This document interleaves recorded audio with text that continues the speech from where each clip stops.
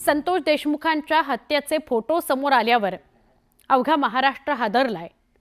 वाल्मी कराड गँगचं करौर्य पाहून जगभरातील जनता हादरून गेली आहे। देशमुख कुटुंबियांच्या भेटीला मनोज जरांगे मसाजोगमध्ये दाखल झाले तेव्हाची ही थेट दृश्य आपण बघतोय।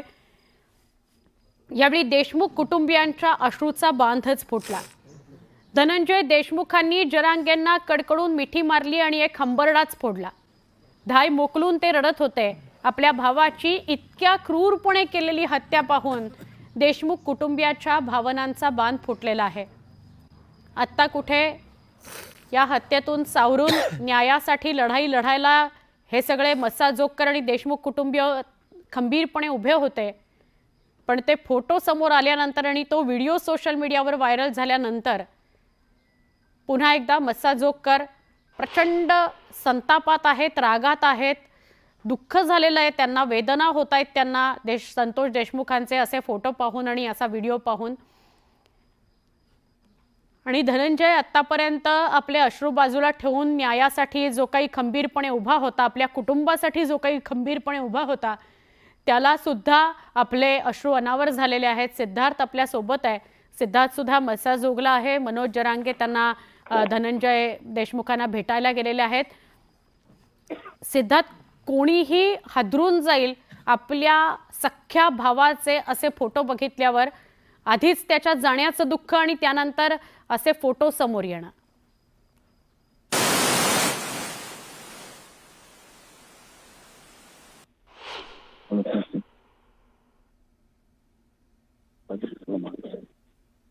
सिद्धार्थ,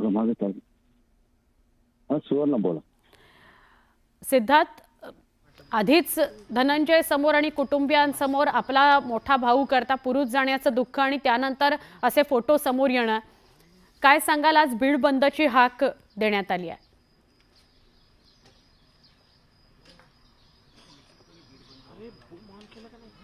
आणि धनंजय देशमुख आहेत आणि आपण बघितलं सुरुवातीला ज्या पद्धतीनं चालू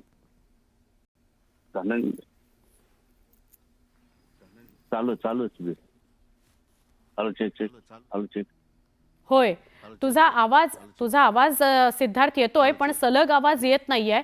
आपण बघतोय मनोज जरांगे भेटायला गेलेले आहेत धनंजय देश। Hello hello hello hello check check check check check check check ठीक आहे ना? ओके।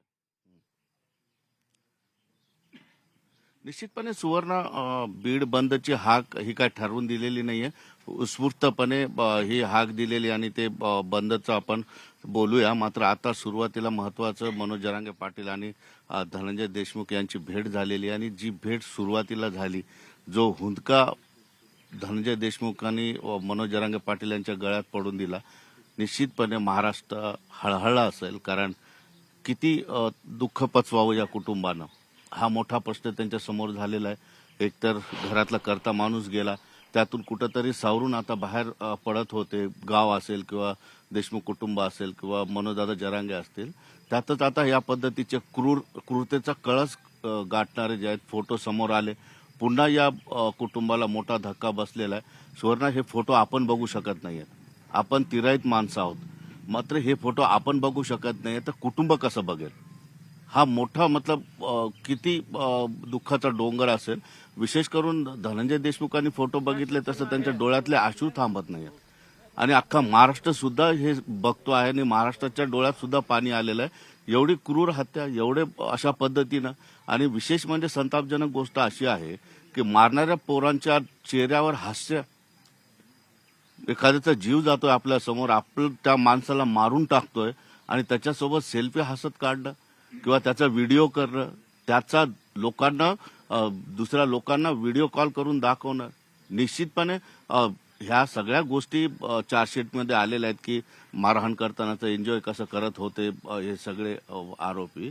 माझ्यासोबत दोघंही आहेत या ठिकाणी। निश्चितपणे मला एक प्रश्नच पडलेला आहे की या दोघांना विचारू काय, कारण या गोष्टी विचारण्यासारख्या नाहीत। मात्र या ठिकाणी भेट झालेली आहे, या भेटीतून ते दोघं शब्दांनी बोललेले नाहीत। मी जेव्हापासून इथं आलोय दोघं शब्दांनी बोललेले नाहीत, मात्र दोघांनाही कळालेलं आहे, दोघांच्या भावना एकमेकांना कळालेल्या आहेत या ठिकाणी।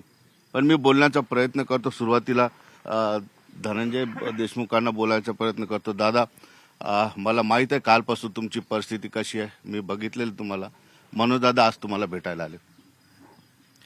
मी रात्री 2 वाजता बनलं सगळ्यांना की दादाकडे सकाळी जायचं आहे, आपल्याला दादांना भेटायचं आहे. मी असंच जाणार होतो काल, पण उशीर झाल्यामुळे सकाळी जाणार होतो. रात्री ज्यावेळेस मला बोलायला बसवलं त्यावेळेस एक फोटो बघितला, मी डोळे झाकले, परत डोळे नाही उघडले. मला सहन नव्हतं होत ते सगळं.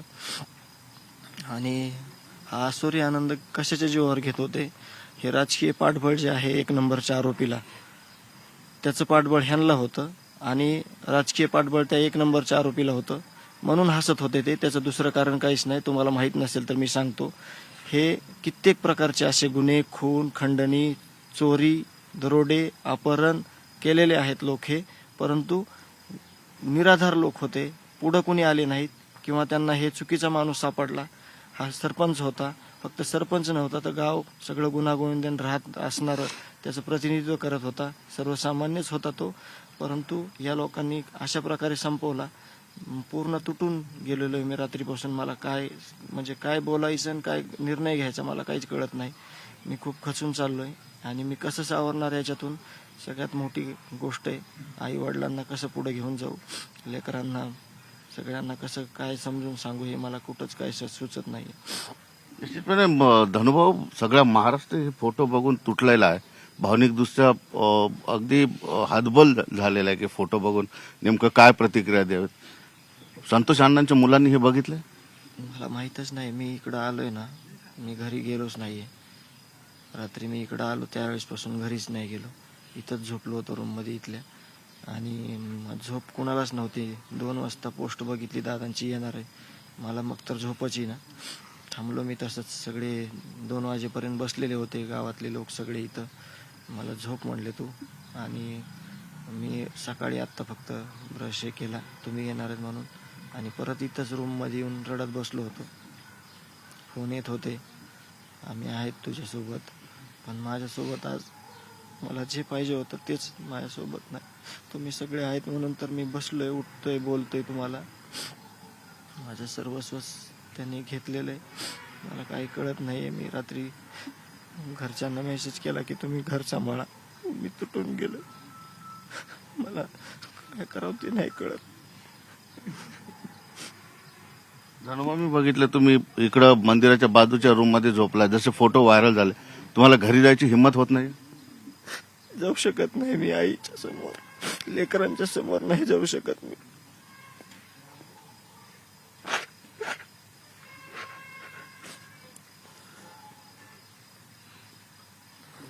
धनुभाऊ, या फोटो बाहेर आल्यानंतर बऱ्याच हालचाली राजकीय दृष्टिकोनातून रात्रभरात झालेल्या. तुम्हाला काय अपेक्षित आहे? आज अधिवेशन चालू आहे. मला त्या एकाही माणसावर बोलायची इच्छा नाही. राजकारणी कुठल्याच, ज्यांना हे अभय दिलं त्यावेळेस कळायला पाहिजे होतं त्या राजकारणी लोकांना की आपण कुणाला वाचवायलो. त्यांना गोळ्या घालायची ऑर्डर द्यायला पाहिजे होती. पकडून हे सगळं एवढं दिवस चालवायची काहीच गरज नव्हती. सगळ्यांना माहिती, हे सगळ्यांना माहिती हे कशा वृत्तीचे लोक आहेत. मला बोलायचं नाही त्यांच्यावर, कसलंच एक शब्द देखील मला बोलणार नाही मी त्या गोष्टीवर.